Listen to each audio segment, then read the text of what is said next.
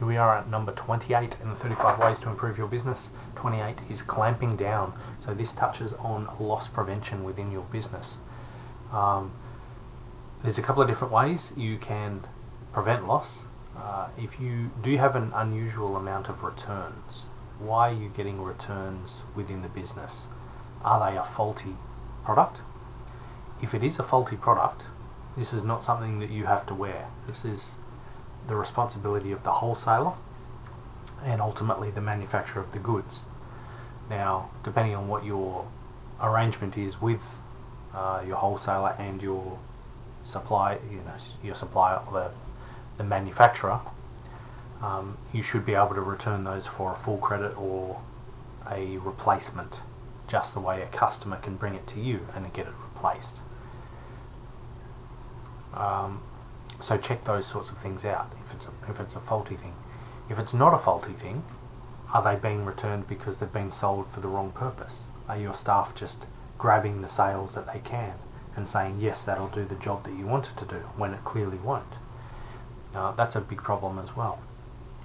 So if they're being sold for the wrong purpose or they're not doing the job that they said they would do, that's a big reason for returns. Now, that's not the customer's fault in any way, but maybe some training is required. Maybe your staff don't know what the product can and can't do, then that's a training.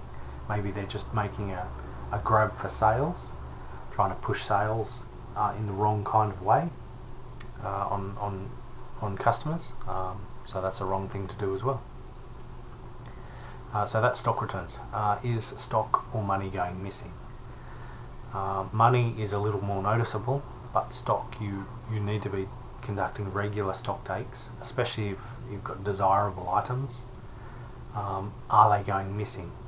Do a quick count of random products and find out where they're going. If they're not going through the till, why are they missing? So you need to be all over this. Are items being purchased with a credit card and returned with cash?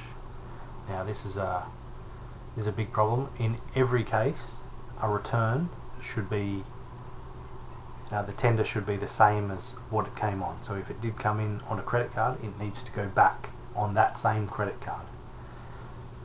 If they paid with cash, then you can return with cash, of course. Cash is also hard. If somebody comes in first thing in the morning and wants a refund with cash, sometimes there's not a lot of cash in the till, so that's not always possible. But ideally, if it's always with a credit card, at least it's always trackable and traceable. But if you have somebody purchase something with a credit card and immediately, or a couple of days later comes back and is returned in cash, that is a big red flag.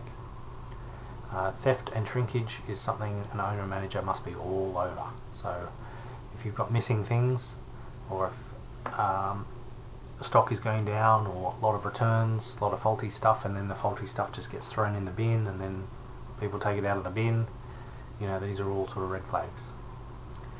You'll need to be on the lookout for warning signs, opportunity for customer and staff theft, and have a clear returns policy. So my very first, when I was young at retail, I got stung. Customers would walk in and you wouldn't see, they would pick something off the shelf and then walk up to the counter and say, I bought this, I just need to return it, and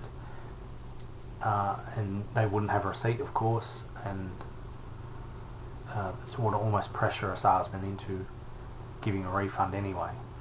Now, I learnt from that because I was stung, but you're under no obligation to give a refund if they can't prove that they bought it from you, if they don't have a receipt, and it's written very clearly in the law that you must have a receipt or proof of purchase to return that product. Now, if it's a proprietary product and you can only buy it from your store, it's something that you get manufactured or whatever, then you'll have to make that on your own call. But you're under no legal obligation to refund something that they can't prove they purchased from you. They might have been given it from a friend, or it may have been purchased a year ago or something crazy like that and they just never used it. So use your due diligence when it comes to refunds. That's why usually a manager can only do a refund, but make sure your staff are fully aware of what the policies and procedures are. Should be printed in black and white that they can read. But that's something definitely you need to be all over.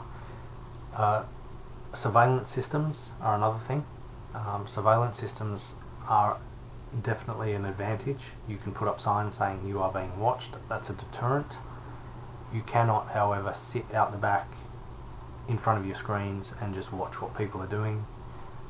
Watch your staff, and then as soon as you see your staff, sitting down when they shouldn't be, you run out and you say, "Hey, what are you doing? Get back to work." That's totally not on.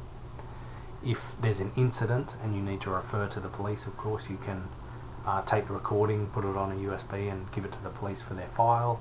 That's what a surveillance system should be used for.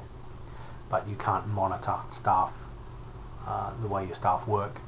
You can sort of keep an eye on things, but it's really just a deterrent for signs, and a refer back if something has gone wrong or something's fallen over, somebody's tripped, or there's some incident. You'll need to sort of take that recording and keep it on file. So that's surveillance systems. But as a general rule, you do need to clamp down on returns and make sure your returns and refund policy is in place.